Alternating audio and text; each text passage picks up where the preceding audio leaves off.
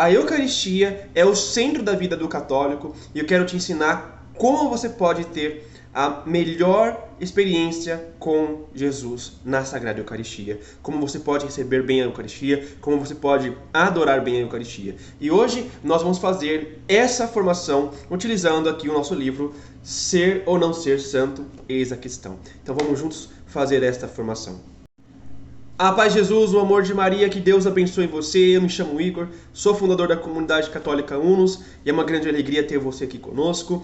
Nós estamos começando agora a falar sobre o sacramento da Eucaristia e você necessita da Eucaristia para se tornar um bom católico, mas principalmente para a santidade. A Eucaristia, ela é uma antecipação do céu. É aquilo que os santos de sétima morada, ou seja, os santos que estão na morada mais elevada de santidade, no grau mais alto de santidade, você experimenta por 15 minutos aquilo que eles experimentam durante toda a sua vida. Então nós vamos começar a estudar a Eucaristia. Aqui o livro ele já nos traz a seguinte afirmação. A Eucaristia é o mais excelente e sublime de todos os sacramentos. O fim para o qual se ordena todos eles, e o centro da vida cristã, o meio mais eficaz e poderoso para remontarmos à mais alta santidade nos cumes mais elevados da união transformadora de Deus. Ou seja, a Eucaristia, todos os sacramentos que você recebe, o batismo, a confirmação, a confissão, todos eles são criados para você receber, foram criados por Deus para você receber a Eucaristia ou para se celebrar a Eucaristia. No casamento, você comunga. Na ordem, você é ordenado para consagrar a Eucaristia. No batismo, você se batiza para poder ser digno de receber a Eucaristia. Na confissão, você recupera o estado de graça para que você possa comungar. Então, todos os dons, todos os sacramentos estão ordenados para a Eucaristia. E aqui ele continua dizendo: como se sabe, a Eucaristia oferece dois aspectos que se complementam mutuamente. Podemos considerá-los como sacramento, que é a Sagrada Comunhão, e como sacrifício, a Santa Missa. E nós vamos separar eles separadamente. Nesse vídeo, nós vamos examinar e estudar o sacramento, a comunhão. No outro vídeo, nós vamos estar tratando sobre a Santa Missa e como você pode recebê-la, participar dela com muito fruto. Amém? Muito bem, então agora vamos examinar aqui um pouco mais da eficácia da Sagrada Eucaristia. O Padre Antônio Rui Marinho vai dizer o seguinte: examinaremos sua eficácia santificadora, as disposições para comungar, a ação de graça, a comunhão espiritual e a visita ao Santíssimo. Então, tudo isso daqui é o que você vai receber no vídeo de hoje, tá bem? Todos esses pontos são os pontos que nós vamos meditar e os pontos que nós vamos refletir sobre a Eucaristia. Primeiro, começando com a eficácia santificadora da Eucaristia. Padre Antônio Rui Marinho diz o seguinte: entre todos os exercícios e práticas de piedade, não há nenhum cuja eficácia santificadora possa se comparar à digna recepção da Eucaristia. Ou seja, o que é isso? A digna recepção da Eucaristia significa você receber dignamente, preparado e em estado de graça. Você tem que determinar um tempo de preparação para receber a Eucaristia. Momento de oração, momento de confissão, né? Você tem que se confessar antes de comungar. Igor, quanto tempo? Pelo menos, se você não estiver em estado de pecado mortal, pelo menos um mês, sabe? Você vai e se confessa dentro daquele mês, pelo menos. Tem um pecado mortal? Não, eu vou lá e vou me confessar antes de comungar. Não comungue em estado de pecado mortal. Não comungue. Poxa, eu feri com qualquer um dos 10 mandamentos ou cometi um dos 7 pecados capitais. Não comungue. Não comungue. Tá bem? É importante a gente dizer isso para que você não incorra em erro depois. Tá bem? E aqui ele vai continuar. Nela recebemos não somente a graça, mas também o manancial e a fonte mesma de onde brota, de onde brota. Ela deve ser, em seu duplo aspecto de sacramento e de sacrifício, o centro de convergência de toda a vida cristã. Toda ela deve girar em torno da Eucaristia. Veja só, a Eucaristia, ela tem que ser o centro da sua vida.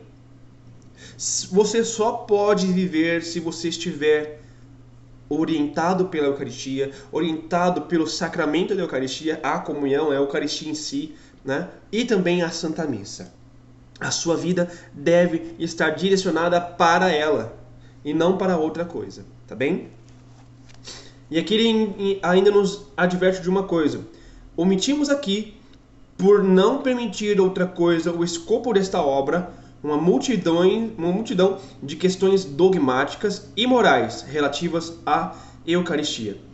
Recordamos, não obstante, em forma de breves pontos, algumas ideias fundamentais que convém ter sempre muito presentes. Então, é que ele vai dar uma pincelada em alguns pontos sobre a Eucaristia, para que a gente possa entender um pouquinho melhor, tá? Então, primeiro, a santidade consiste em participar de maneira cada vez mais plena e perfeita da vida divina que nos é comunicada pela graça. É uma forma que nós temos. Nós não somos santos por nós mesmos, né? Já eu vou falar sobre isso, mas nós não somos santos por nós mesmos. Nós somos santos a partir da graça de Deus.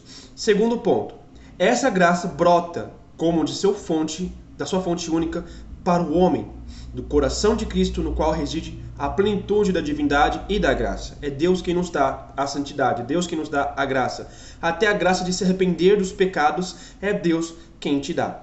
Terceiro ponto, Cristo se dá a nós na Eucaristia como alimento para nossas almas. Mas diferente do alimento material, não somos nós quem assimilamos a Cristo, mas é Cristo quem nos diviniza e nos transforma em si mesmo.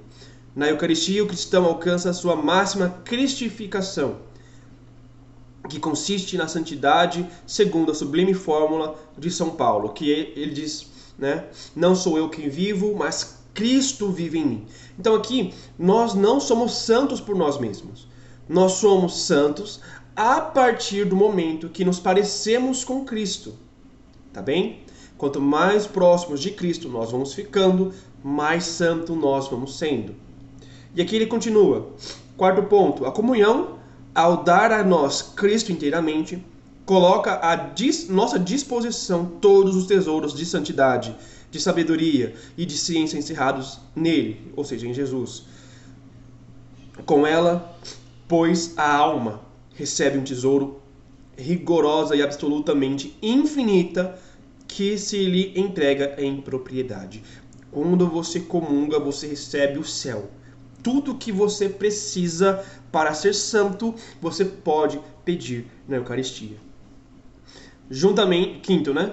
Juntamente com o Verbo encarnado, com seu corpo, alma e divindade, nos são dadas na Eucaristia as outras duas pessoas da Santíssima Trindade, o Pai e o Espírito Santo, em virtude do infalível mistério da circuncisão que as faz inseparáveis, posto que as três pessoas possuem uma só natureza ou essência.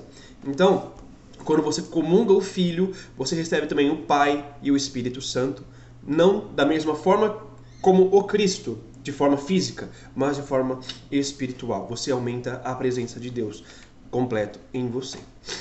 Nunca tão perfeitamente como depois de comungar, o cristão se converte em templo sacrário da divindade. Em virtude desse divino e infalível contato com a Santíssima Trindade, a alma, e por redundância o próprio cristão, o corpo do cristão, se faz mais sagrada que o ostensório, o cibório e mais ainda do que as próprias espécies sacramentais que contém Cristo.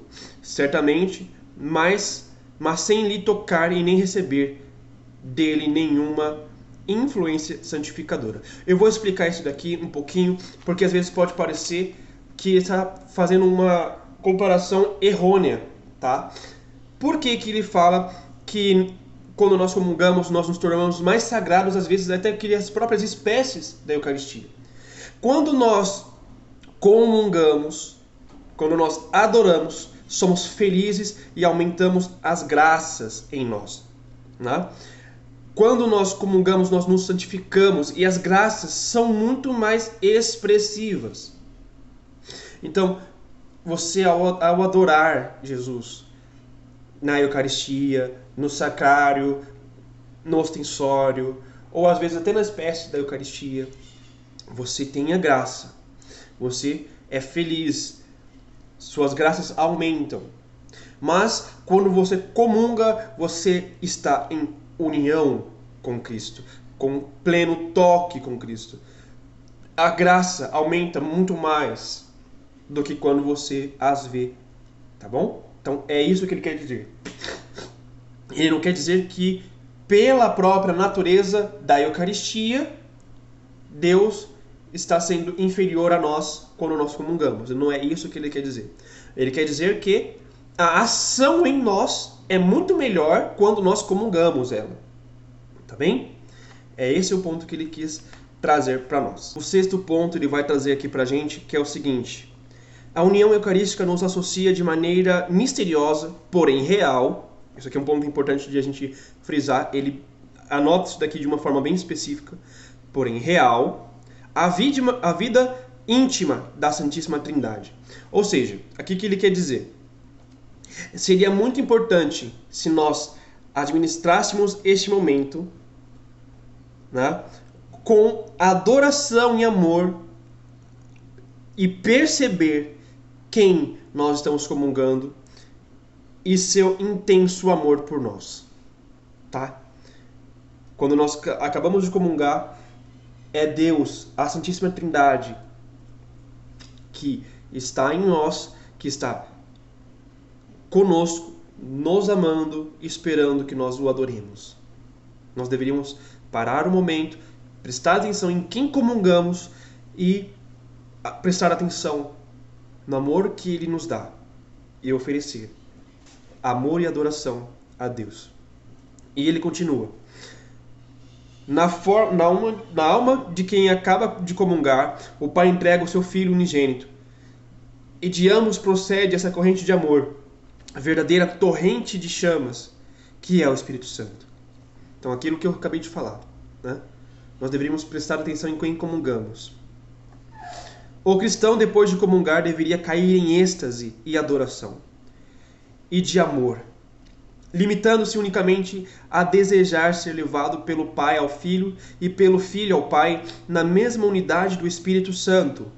Nada de devocionários. Aqui ele vai dar um puxão de orelha.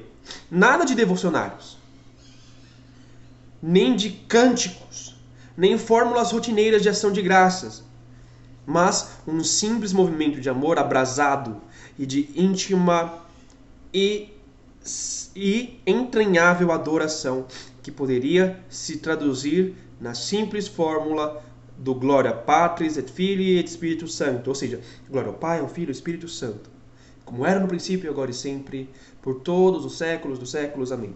Ele não está querendo dizer aqui que você tem que fazer essa oração. Então, eu repito, nada de fórmulas, mas uma expressão do seu coração. Louve a Deus de alguma forma, adore a Deus de alguma forma. Eu fiz essa experiência que ele está pedindo aqui, na comunhão passada que eu fiz, e eu falo, realmente é uma outra experiência. Ele vai dar alguns pontos de como você fazer isso dentro da missa, quando você comunga, né? Ele vai dar aqui alguns passos, digamos assim, para ajudar você, para você não depender de fórmula, né? O pedido, a adoração, o louvor e tudo mais. Ele ensina. E a gente aplica isso utilizando das nossas próprias capacidades. E eu repito, é uma experiência diferente do que apenas comungar e ficar lá em silêncio, ou apenas comungar e fazer ali um momento totalmente simples, sem explicação, sabe?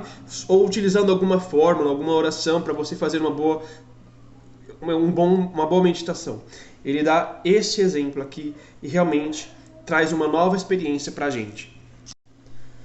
Quando a gente comunga, o Pai gera em nós o Filho, tá? Então isso é importante, a gente ter essa percepção, olhar para aquilo que está fazendo em nós. Ele gera em nós o próprio Cristo.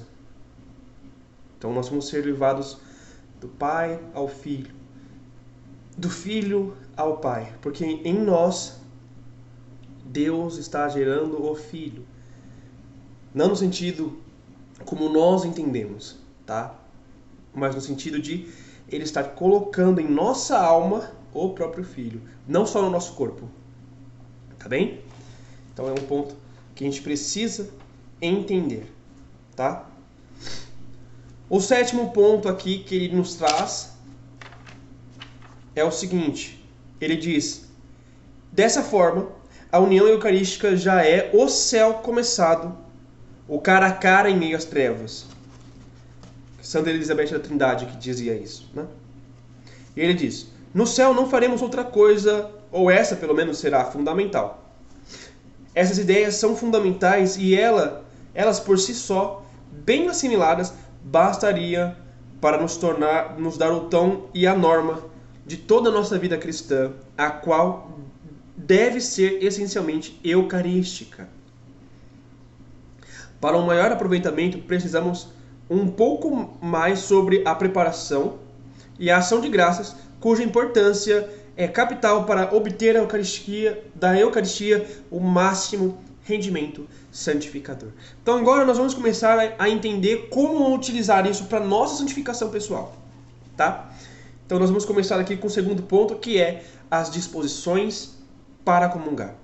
Depois nós vamos falar sobre a preparação em si mesma. Então o padre Antônio Royo Marinho vai dizer o seguinte: contra os exageros e rigores jansenistas, que são heresias que a igreja combateu e venceu, que exigiam disposições quase inexequíveis para se atrever a comungar, ou seja, quase impossíveis de se realizar, o grande pontífice São Pio X nos decreta, no decreto Sacra Tridentina Sínodos, de 20 de dezembro de 1905, dirimiu que para sempre a controvérsia ao determinar que para receber a Eucaristia frequente e até mesmo diária, se requer unicamente estar na graça de Deus e ter retidão de intenção, ou seja, não se comungue por vaidade ou rotina, e sim para agradecer e agradar a Deus. Então, nós devemos comungar dominicalmente ou até diariamente. Não pode ser por vaidade, tá? Não pode ser um motivo de eu quero ser melhor que o outro. Não pode ser para você se achar superior aos outros, ou por outros motivos que não seja o amor a Jesus, e sem exageros. A comunhão não é feita para exageros, tá? Você deve comungar por amor a Jesus, simplesmente e puramente isso, sem exagero. Sem exagero. O exagero nunca vem de Deus, tá? Nunca vem de Deus. E ele também continua aqui: se recomenda também estar limpo de pecados veniais, mas não é absolutamente necessário, porque a comunhão ajudará a vencê-los. É conveniente também contar com os conselhos do confessor, uma diligência e fervorosa participação e ação de graças, e nada mais, tá? Então, Igor, eu devo ficar sem pecado venial para comungar? É bom, tá? É bom. É obrigatório? Não. Mas é bom. Ajuda você a crescer. Ajuda você a ter um caminho de santidade. Se não for possível você estar sem o pecado venial, né? Poxa, eu me lembrei que eu tenho um pecado venial. Como que eu faço? Peço perdão sobre o pecado venial e deteste esse pecado. Faça um propósito de se esforçar para não voltar a cometer esse pecado venial. Com pecado mortal você nem comunga, Mas com o venial, você se esforça, você pede a força. Senhor, eu não quero mais pecar esse pecado venial. Me ajude a não cometer esse pecado mais. Tá bem? Você precisa desse ódio ao pecado. E ele continua aqui. De todas as formas, é evidente que as pessoas que queiram avançar seriamente na perfeição cristã, deverão tentar intensificar ao máximo essas condições indispensáveis, que são quais? Aquelas que nós acabamos de falar, tá legal? De comungar, rejeitando os pecados, estando em estado de graça e se unir mesmo a Deus, fazer um momento de adoração, de ação de graças.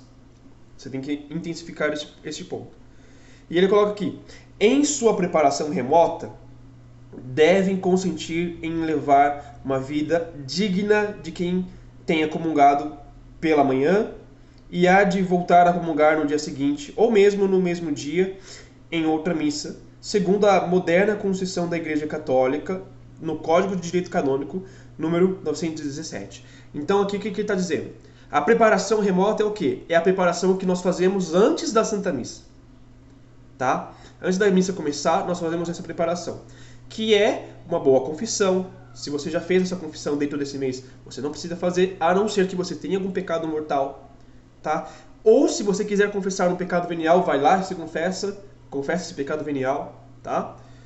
Uma boa confissão, uma adoração, né, um momento de adoração, ou um momento de leitura bíblica, ou um terço, alguma coisa, tá? Ofereça uma preparação. Se prepare para comungar. Isso é preparação remota. Uma preparação imediata antes da Santa Missa. Essa é a preparação remota que ele nos diz. Tá bem? Deve insistir em se desfazer de todo apego ao pecado venial. Sobretudo, ao plenamente deliberado, que é aquele que você faz sabendo que é pecado venial e mesmo assim você faz, né? O que acontece é que a maior parte das pessoas não sabe o que é o pecado venial. Eles pensam que é pecado, mas não sabem se é pecado venial. Então, nós vamos entender isso mais pra frente, mas não agora. A gente tem que entender primeiro como é que funciona a Santa Missa, tá bem? Sobretudo ao plenamente deliberado e combater o modo tíbio, ou seja, o modo menos fervoroso, o modo mais disperso, relaxado e imperfeito de agir, que supõe a pendência para praticar o mais perfeito para nós em cada caso, que de acordo com as circunstâncias nós vamos utilizando, tá? Então, vamos lá. Rejeite o pecado venial. Se confesse se você puder. Faça uma preparação, uma adoração, uma oração do Santo Terço, uma adoração, uma leitura bíblica. Se prepare para receber a Eucaristia. Tá? Agora nós vamos para a preparação próxima de comungar. A gente vai ver aqui alguns pontos que são importantíssimos para que a gente possa crescer na santidade. Padre Antônio Rui Marinho vai nos dizer o seguinte: 4 são as principais disposições próximas que devem exercitar em si a alma fervorosa, implorando-as de Deus com humildade e perseverante insistência. Primeira, a fé viva. O que é a fé viva? A fé viva ou a fé expectante é a fé que opera milagres, tá? É aquela fé que opera milagres. Se trata não só de uma certeza no que não se vê, mas de uma profunda confiança em quem nos diz, ou seja, Deus. Saber do que Deus é capaz de fazer em nossas vidas e de fazer por nós. Então, fora você saber que Deus existe, isso aí não é nem fé, tá? Saber que Deus existe é uma crença. É uma crença. Fé é ver a Deus. Né? Fé é ver a Deus. A fé viva ou expectante é a certeza do que Deus pode fazer.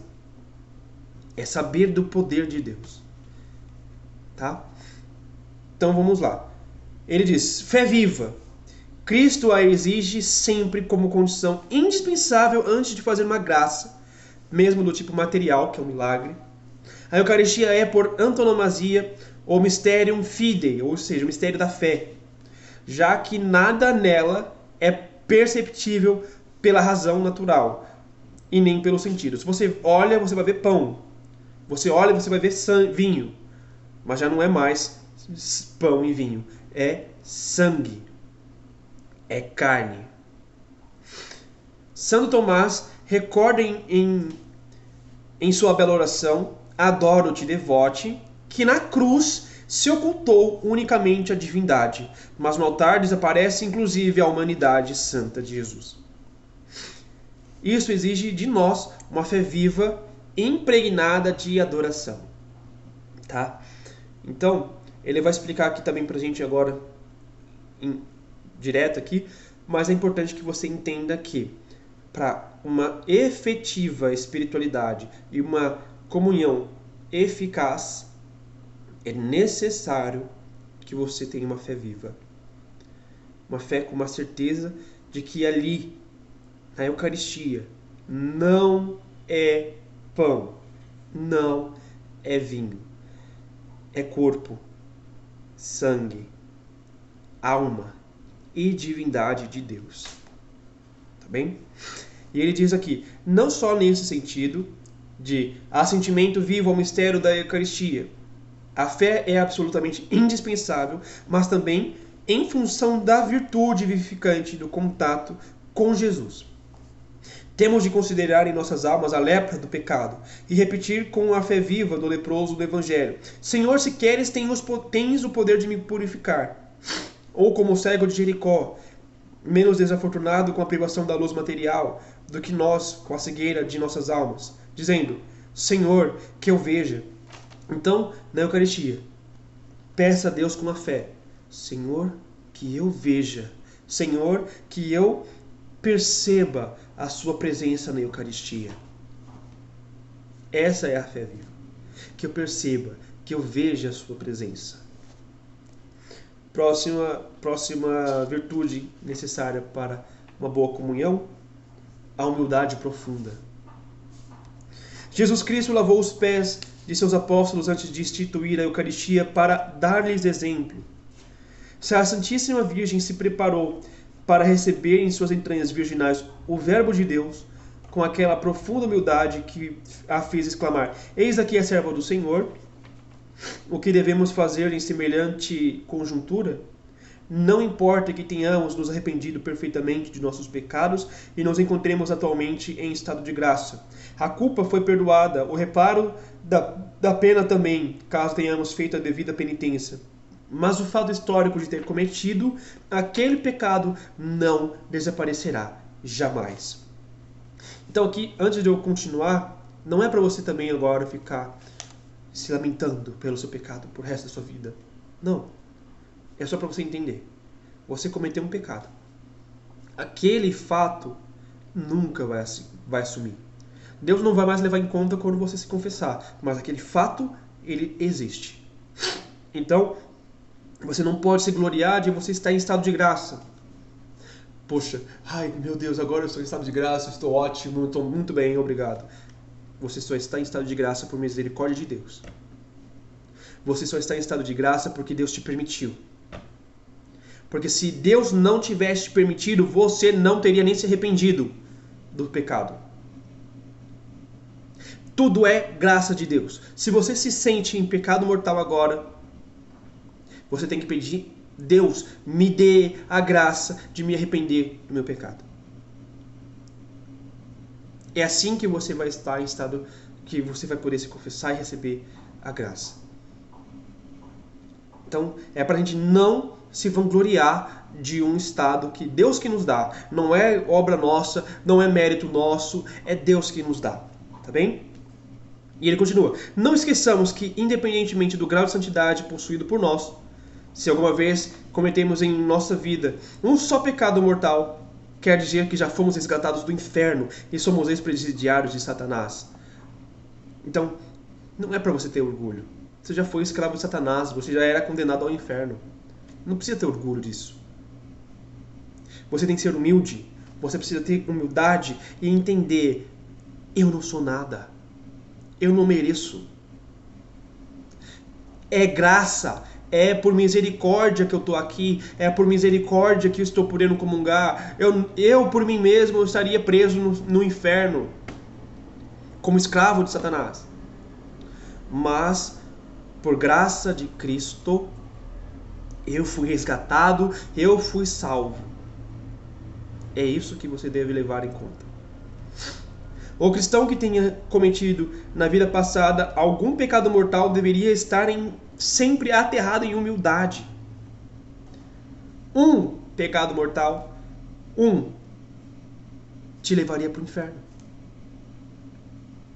Quando você comungou, quando você se confessou, você foi resgatado de lá. Mas bastaria. Pode ser um menor, pecado da gula. Pecado da gula poderia te levar para o inferno. Mesmo que você só tenha cometido uma vez em toda a sua vida. Se você nunca confessasse esse pecado, você estaria condenado lá. Então não se vanglorie. Seja humilde. Pelo menos ao nos aproximarmos da comunhão, repitamos por 3 vezes com sentimento de profunda humildade e vivo arrependimento a fórmula sublime: Senhor, eu não sou digno de que entreis em minha morada. Devemos ser humildes. Devemos ter essa humildade. Devemos entender que não somos dignos de receber a Eucaristia, mas ainda assim Ele se dá a nós. Não somos dignos. Deus se deu a nós e nós que matamos Ele. Ele morreu por culpa dos nossos pecados. Ele veio a nós e nós o rejeitamos.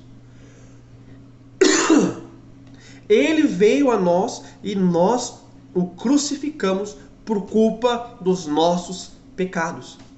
Igor, mas ele fez isso lá atrás. Como que ele pode ter sido crucificado por meu pecado? Deus é Deus. Jesus, ele é Deus. Ele vê presente, passado e futuro. Presente, passado e futuro. Então o que ele fez? Sobre ele, com a visão beatífica que ele tem, porque ele é Deus, então ele via a visão beatífica, né? Eu não sei nem se esse é o termo correto, tá? Mas a visão beatífica significa o quê? Ver a Deus como Deus vê. Ele via todo o primeiro homem até o último homem que vai existir. Desde Adão até o último homem que vai surgir, que vai nascer. E ele pegou todos esses pecados e crucificou todos eles com ele na cruz. Então sim, ele morreu por cada pecado que nós cometemos, inclusive os veniais. Não só os mortais, tá? Não só os mortais, inclusive os veniais. Pecados veniais, que a gente fala, mas é só pecadinho, matou Jesus também. Se nós tivéssemos cometido apenas pecados veniais, ele teria morrido na cruz por culpa nossa. Pecados veniais tipo o quê? Tive preguiça de fazer um momento de oração e acabei não fazendo. Pecado venial. Ele teria morrido por esse pecado. Então é sério, gente. É grave. Deus, ele é infinitamente bom, mas nós temos que ser humildes e lembrar, nós não merecemos nada. É tudo misericórdia. É tudo misericórdia de Deus. Nós não somos especiais. Não somos especiais. Para Deus somos, tá? Para Deus somos. Mas nós não somos especiais no sentido de que eu estou em estado de graça, então estou bem, estou de boa. Gente, não. Seja humilde. O único pecado que você tenha cometido em vida já te obriga a ser humilde. Reconhecer, eu posso estar preso. Eu posso ter sido preso por Satanás. Hoje, infelizmente, nós temos uma grande avalanche de pecados mortais acontecendo na Terra. E o mundo ainda quer provocar cada vez mais esses pecados. Então, gente, humildade, humildade, humildade. Ele continua, confiança ilimitada. É preciso que a recordação de nossos pecados nos leve à humildade, mas não ao abatimento, que seria uma forma disfarçada de orgulho. Jesus Cristo é grande em sua misericórdia e sempre perdoa. Ele acolheu com infinita ternura a todos os pecadores que se aproximam e pediram perdão. Jamais alterou a condição... Perdão, deixa eu só fazer um adendo aqui. Confiança limitada. É preciso que a recordação de nossos pecados nos leve à humildade, mas não ao abatimento. Ou seja, Deus não nos quer tristes. Deus nos quer alegres e gratos pela sua bondade. A humildade não é a tristeza ou autocondenação, tá? Ou seja, Senhor, eu sou o pior dos homens. Isso não é humildade. Isso é uma falsa humildade. Senhor, eu sei que eu cometi pecado, mas pela tua graça eu fui resgatado. Isso é humildade. Entende? Humildade não é inferiorizar-se. Humildade não é humilhar-se. Humildade não é autocondenação, autorrebaixamento. Humildade é reconhecer a grandeza de Deus e quão miserável somos. Só isso. Mas sem tristeza, sem abatimento, sem aquela falsa humildade e de se colocar como o coitadinho, a vítima, como eu sou perseguido, como eu sou inferior. Não. Entendeu? Isso não é humildade. Isso não é humildade. É importante que a gente entenda isso. Humildade é reconhecer a grandeza de Deus em nosso lugar. Nos colocar no nosso lugar. Senhor, eu não sou bom o suficiente. E falar isso com uma cara limpa. Falar isso com cara limpa. Humildade requer confiança em Deus. Senhor, eu não sou bom mesmo, tá? Eu não sou bom, não vai funcionar. Mas eu confio que você faça por mim, porque eu sozinho não vou conseguir. Mas você consegue. Humildade, ela leva você até a confiança, tá? Então, não é o abatimento, que seria uma forma disfarçada de orgulho. O abatimento, quando você fala que você é humilde, mas você faz o abatimento, você está sendo orgulhoso. Está sendo orgulhoso. É outro pecado que você está cometendo. Você não está sendo humilde coisa nenhuma. Está sendo orgulhoso. Jesus Cristo é grande em sua misericórdia e sempre perdoa. Ele acolhe com infinita ternura todos os pecadores que se aproximam e pediram perdão. Jamais alterou a condição. É o mesmo Evangelho. Aproximamo-nos dele com humildade e reverência, mas também com intensa e confiança em sua bondade e misericórdia. É o Pai, o pastor, o médico, o amigo divino que quer nos aproximar de seu coração palpitante de amor. A confiança o rende e vence, não por poder resistir a ela, pois lhe rouba o coração. Então, Deus nos traz a seu coração, Deus nos traz a sua presença, porque Ele nos ama de uma forma imensa. Nós já estamos quase chegando no ponto final da nossa formação, mas nós vamos falar agora de alguns pontos muito importantes. Então, se você puder anotar, eu recomendo que você faça, tá? São pontos importantes. Você precisa, para conseguir ter frutos na comunhão, ter fome e sede de comungar. fome e sede de comungar.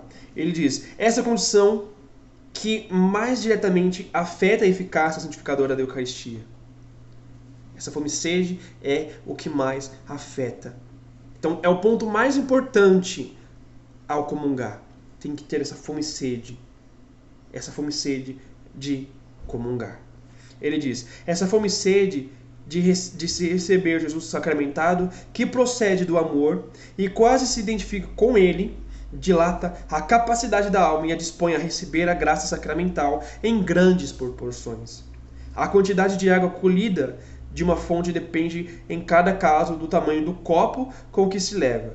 Se nos preocupássemos em pedir ardorosamente ao Senhor essa fome e sede da Eucaristia e procurássemos fomentá-la com todos os meios ao nosso alcance, muito rapidamente nos tornaríamos santos. Então, nós devemos pedir a Jesus esta fome e sede. Devemos pedir, Senhor, na sua preparação, momento de adoração, momento da leitura da Bíblia, momento da oração do terço, qualquer preparação que você for fazer na missa, peça, me dê essa fome, me dê essa sede por comungar o seu corpo, comungar o seu sangue. Santa Catarina de Siena, Santa Teresa de Jesus, Santa Micaela do Santíssimo Sacramento e outras muitas almas santas tinham fome e sede de comungar tão devoradoras que teriam se exposto aos maiores sofrimentos e perigos em troca de não perder um só dia o divino alimento que a sustentava. Devemos observar nessa disposição não somente um efeito, mas também uma das maiores eficazes causas de sua excelsa santidade. A Eucaristia recebida com tão adoroso desejo aumentava a graça em suas almas em grau incalculável, fazendo-as avançar a passos largos pelo caminho da santidade. Então, quando você comunga em estado de graça, com ardoroso desejo de comungar, isso te leva para um grau muito alto de santidade. Vai fazer você sair. Vou dar um exemplo aqui de uma forma errônea, tá? Não é assim que vai acontecer. Mas vou dar um exemplo muito mais diferente aqui para você entender. Você está na primeira namorada. Você está aí sem fervor. Quando você comunga assim, estado de graça, com ardoroso desejo pela Eucaristia, fome e sede pela Eucaristia, você sai da primeira morada para a terceira morada. Sai da primeira para a terceira, você pula a segunda. Em realidade, cada uma de nós, repetindo, não é assim que acontece, tá? Não é assim que acontece, existe vários graus dentro de cada morada, mas eu estou dando um exemplo aqui comparativo para que você possa entender e raciocinar junto, tá? Em realidade, cada uma de nossas comunhões deveria ser mais fervorosa que a anterior, aumentando a nossa própria fome e sede, porque cada nova comunhão aumenta o caudal de nossas graças santificantes e um maior capital a maiores interesses, e nos dispõe em consequência a receber o Senhor no dia seguinte com um amor não só igual, senão muito maior que o da véspera. Aqui, como em todo o processo da vida espiritual, a alma deve alcançar, com um movimento uniformemente acelerado, algo como uma pedra que cai com maior rapidez à medida que se aproxima do solo. Então, vamos pensar aqui. Quando você joga uma pedra para o alto, ela cai cada vez mais rápido quando chega perto do solo. Quando nós comungamos com fome e sede de Deus, nós nos aproximamos cada vez mais rápido dele, conforme o nosso ardor. Quanto mais próximo dele, mais fome nós vamos tendo, mais santidade nós vamos alcançando. Aqui agora nós vamos começar sobre o ponto da ação de graças, que é muito importante. A gente vai gastar um tempinho só com isso aqui. O Padre Antônio Roio Marim diz o seguinte: para o grau de graça que o sacramento por si mesmo ex opere operato, ou seja, opera por si mesmo, nos há de aumentar, é mais importante a preparação para receber a Eucaristia do que a ação de graças após tê-lo recebido, tá? Então, para a eficácia ex opere operato, ou seja, pela operação de si mesmo, é mais importante a preparação da recepção que a ação de graças que faremos depois. Porém, a ação de graças também é muito importante. Tá legal?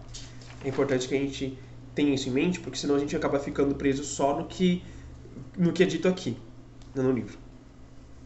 Esse efeito ex opere operato é produzido pelo sacramento, somente uma vez no momento mesmo de recebê-lo. Por essa razão, o efeito está diretamente relacionado com as disposições atuais da alma de que se aproxima da comunhão e não pelas disposições de que possamos obter depois. Então, como que eu posso explicar isso aqui para vocês? Existe na Eucaristia uma graça santificante própria para ela. Tá? Você comunga, você tem essa tal graça já. Então, você não vai receber, por exemplo, uma operação santificante só porque eu vou comungar. Não, você vai receber uma graça santificante específica da Eucaristia se você estiver em estado de graça. Então, ex opere operato. Está em estado de graça, comungou, aconteceu a graça. Ponto. Não depende de você. Tá legal? Mas, por isso que você não pode receber depois, porque você tem que se preparar para você comungar. Agora, ele dá uma outra observação. De qualquer forma, a ação de graças também é importante, ainda que o aumento da graça não se produza, então, ex opere operato, mas em virtude das novas disposições de quem comunga. Ex opere operandis, ou seja, a operação de quem está recebendo a Eucaristia, podendo se repetir muitas vezes durante a própria ação de graças. Com razão, dizia Santa Teresa d'Ávila às suas monjas: não percais tão boa ocasião de tratar dos vossos interesses como é o momento depois da comunhão.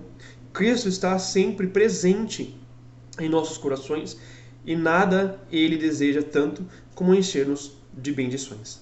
Então, Santa Teresa diz que é o melhor momento para se pedir graças, para nos santificar. Claro que você pode pedir outras coisas também, coisas materiais, inclusive, como nós vamos ver no próximo vídeo. Mas é o momento perfeito para você pedir graças sobrenaturais para a santidade. Tá? E aqui ele segue. Como é o modo de fazer a ação de graças? Ele diz o seguinte: a melhor maneira de dar graças consiste em identificar-se pelo amor com o próprio Cristo.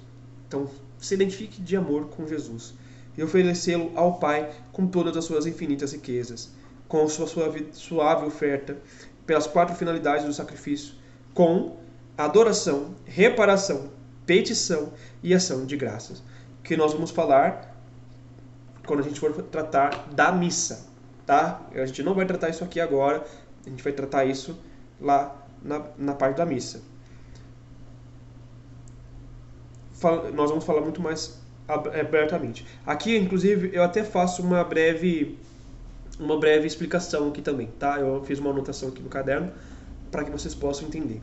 Então, assim, precisamos adorar, no amor, adorar Jesus, ofertar o Cristo que recebemos a Deus Pai, adorando a Deus, oferecendo-o a Deus em reparação por cada pecado e falta que cometemos, pedindo as graças que precisamos, principalmente para a santidade e o profundo momento de agradecimento.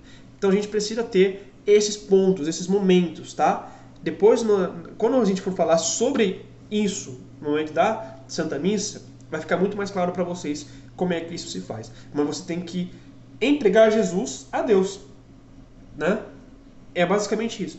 Senhor, eu ofereço as graças, os méritos de Cristo, né? Quando eu fiz assim. Então, foi o jeito que eu entendi que ele pediu para fazer, então é o jeito que eu estou explicando. Oferece a Deus as graças, os méritos de Jesus.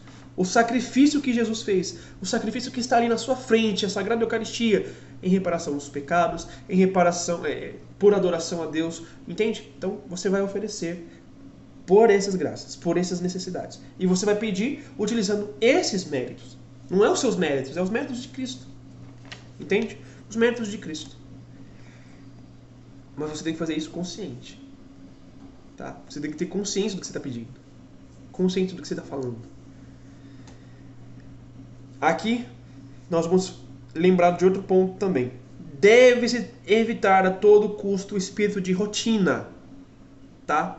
Ou seja, não cair na mesmice e na rotina. Fazer de qualquer jeito, mas agir com máxima eficácia, com máxima dedicação. Não caia na rotina. Não caia na mesmice. Não faça de qualquer jeito.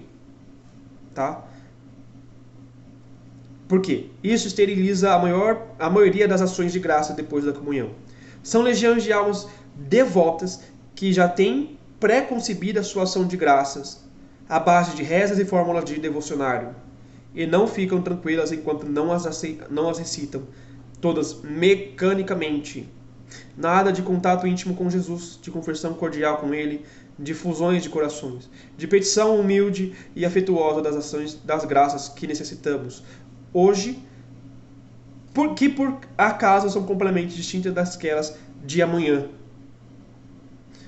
Eu não sei o que dizer ao Senhor, respondem quando lhe se persuarem a abandonar o devocionário e se entregam uma conversão amorosa com o Cristo. Então, gente, é uma coisa que eu achava piedosa, eu achava lindo quando eu via um amigo meu fazendo isso. Eu achava lindo. Olha como que ele está bem preparado, como que ele está fazendo uma oferta de vida a Deus, como ele está... Mas, gente, vocês entenderam aqui que isso é um erro, porque você está fazendo uma coisa mecânica. Você não está conversando com Deus abertamente. É mais importante você fazer isso que a gente acabou de falar, de ofertar a Deus os méritos dele mesmo para fazer adoração, reparação, petição e ação de graças. É muito melhor. Muito melhor. Eu fazia muito isso também. Eu tinha naquele meu livro que eu escrevi, o Ascese, que não está aqui hoje comigo, mas no Ascese eu tinha lá a comunhão espiritual que eu fazia, né, após a comunhão. Eu fazia.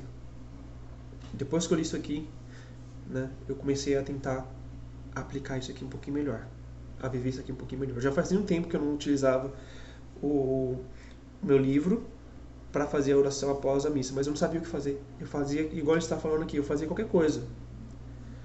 Rezava, ficava em silêncio, mas eu não falava com Deus. Depois disso daqui, eu comecei a fazer. E ele continua aqui. E assim, não tentam sequer sair do seu formalismo rotineiro.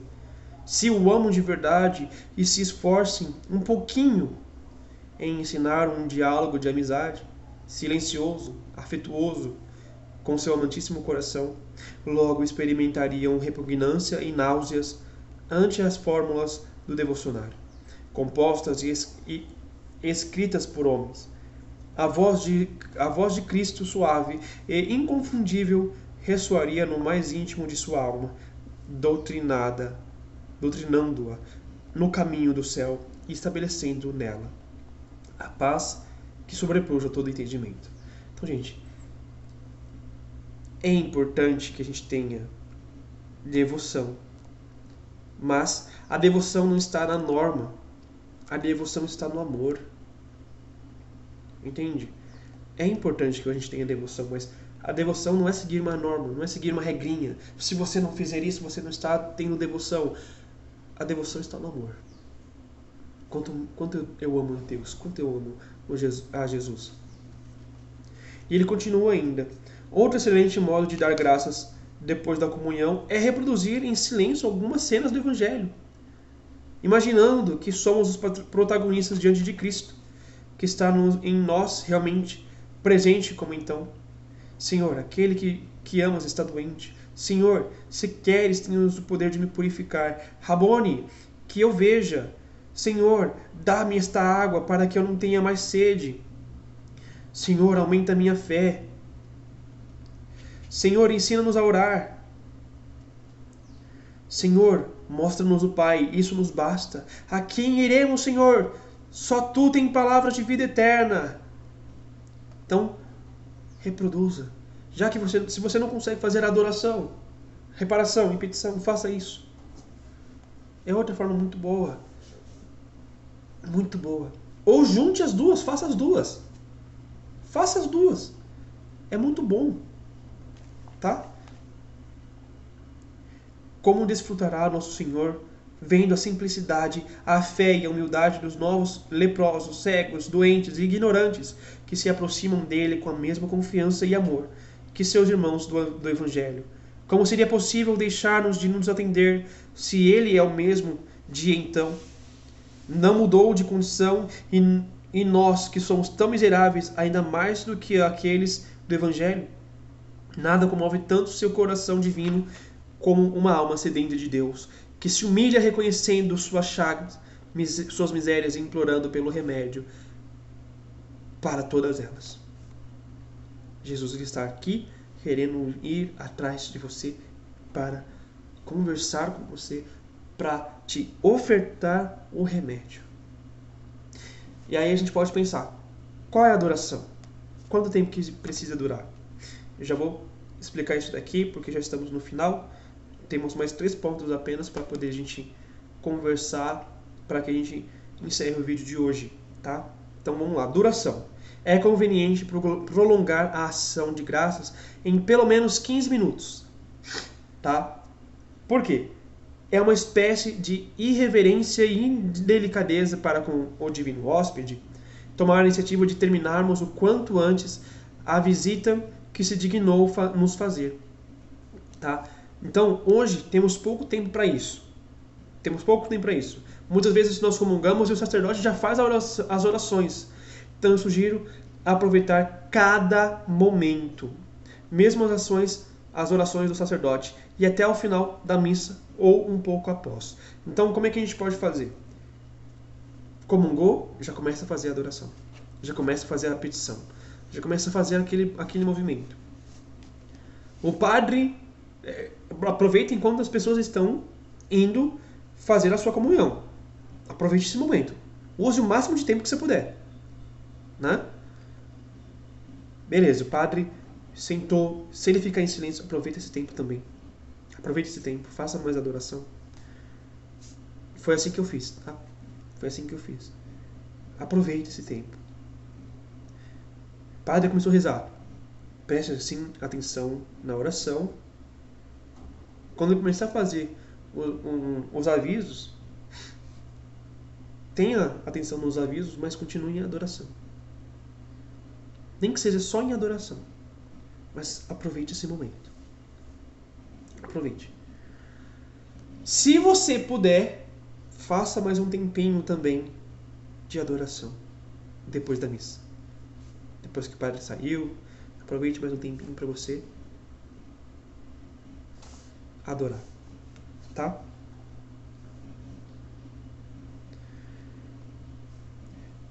Não agimos assim com as pessoas no mundo que merecem algum respeito da nossa parte, mas esperamos que elas deem por terminada a entrevista. Jesus prolonga sua visita na nossa alma todo o tempo que permanece inalteráveis as espécies sacramentais, que são os 15 minutos que ele pediu. E ainda que não se possa fixar uma regra para isso, depois depende da força digestiva de cada um, que pode assinalar uma meia hora como termo médio em uma pessoa normal. Permaneçamos, se nos é possível, todo esse tempo aos pés do Mestre, ouvindo suas divinas inspirações e recebendo sua influência santificadora. Só em circunstâncias anormais ou extraordinárias, um trabalho ou necessidade urgente, preferimos encurtar a ação de graças do que privar do bem imenso de uma só comunhão, suplicando então ao Senhor que supra com bondade e misericórdia o tempo que aquele dia não lhe pudermos dar. Então veja, gente, é realmente muito importante que você possa prolongar o quanto você puder. como eu disse, não é mais desse jeito que a gente tem, né? Não é mais simples na hora que eu quiser, mas tente esforçar um pouquinho para que você tenha o máximo de tempo possível, tá bem? Agora vamos falar sobre a comunhão espiritual, que é o nosso penúltimo ponto que nós vamos falar. Um grande complemento da comunhão sacramental, que prolonga a sua influência e assegura a sua eficácia, é a chamada comunhão espiritual. Consiste essencialmente em um ato de fervoroso desejo de receber a Eucaristia e dar no Senhor um abraço apertado, como se realmente tivesse acabado de entrar em nosso coração. Essa prática piedosa, bendita e fomentada pela Igreja é de grande eficácia santificadora e tem a vantagem ademais de se poder repetir muitas vezes ao dia. Algumas pessoas associam a oração da Ave Maria ao dar a hora do relógio. Gente, antes de continuar, essa ação de graça, essa comunhão espiritual, não é a mesma que eu tô falando, que eu falei que eu fazia. A ação de graças, a comunhão espiritual que eu fazia é aquela oração, sabe? Você pegar e ler a oração. Aqui é diferente. É o desejo de comungar. É aquela ânsia por comungar. Eu preciso comungar. Ah, Jesus, eu desejava estar em uma missa agora. Esse é a comunhão espiritual de verdade. Nunca se exaltará o suficiente essa prática excelsa, mas que se evite cuidar cuidadosamente a rotina e a pressa que poriam tudo a perder. Então, como é que a gente pode entender isso? Rezar atentamente e com grande devoção e sem pressa de acabar com as distrações. Né? Não reze com distração. Ofereça um momento para você pensar em Deus, para você desejar estar com Ele. Sabe? Ofereça esse momento. Ofereça. Tá bem? Agora nós vamos para o nosso último ponto, que é a visita ao Santíssimo Sacramento, que é a adoração. Ele vai dizer aqui pra gente: é outra coisa excelente prática, que não omitirão um dia as pessoas desejosas de santificar. Que é o quê? A adoração. Né? A adoração ao Santíssimo é um meio de santificação muito eficaz e muito recomendado por todos os santos. Tá? Consiste em passar um tempinho, repetido várias vezes ao dia, se for possível, aos pés do Mestre encerrado no sacrário.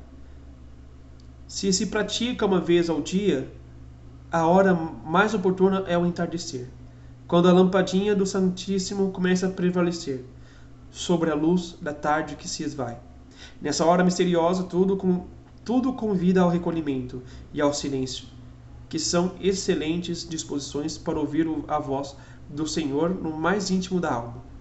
O melhor procedimento para realizar a visita é deixar expandir livremente o coração em fervoroso colóquio com Jesus.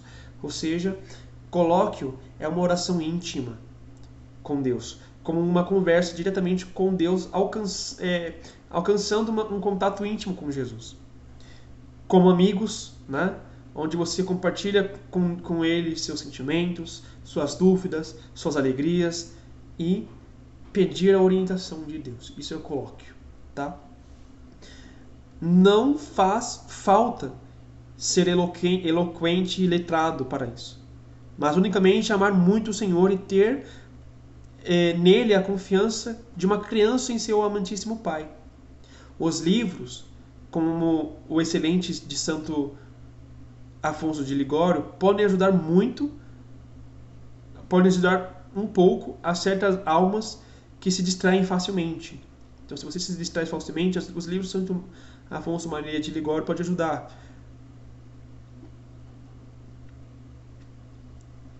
Mas de nenhum modo poderão suplantar a espontaneidade e o ardor de uma alma que abre amplamente seu coração aos eflúvios de um amor que emanantemente de Jesus Cristo sacramentado.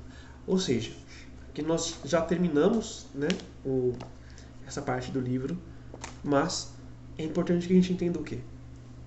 A adoração tem que ser um momento de conversa. Não é só chegar lá e ficar em silêncio. Claro que a adoração em silêncio também é boa, também ajuda, mas vai lá, conversa com Jesus, conte para Ele as suas graças, conte para Ele os seus sonhos, converse como amigo. Isso vai te ajudar também a ter uma vivência perfeita. Então não se esqueça de se inscrever no canal, eu já estava me esquecendo de falar disso. Não se esqueça de se inscrever no canal, isso daí nos ajuda muito. Coloca aqui nos comentários o que você está achando dessa série, se você entendeu. Se você tem alguma pergunta, coloca também que a gente pode responder no próximo vídeo. E a Santa Missa, né? Amanhã não, a semana que vem nós vamos ter um vídeo sobre a Santa Missa. Então eu quero contar com você para que a gente possa juntos fazer este momento de caminho de santidade, tá bem? Então, eu espero você na próxima semana para a gente poder fazer essa formação. E logo, logo estamos tendo aí a Quaresma de São Miguel Arcanjo. Eu vou fazer um vídeo explicando como que a gente vai fazer, tá bem? Então, um beijo e tchau, tchau.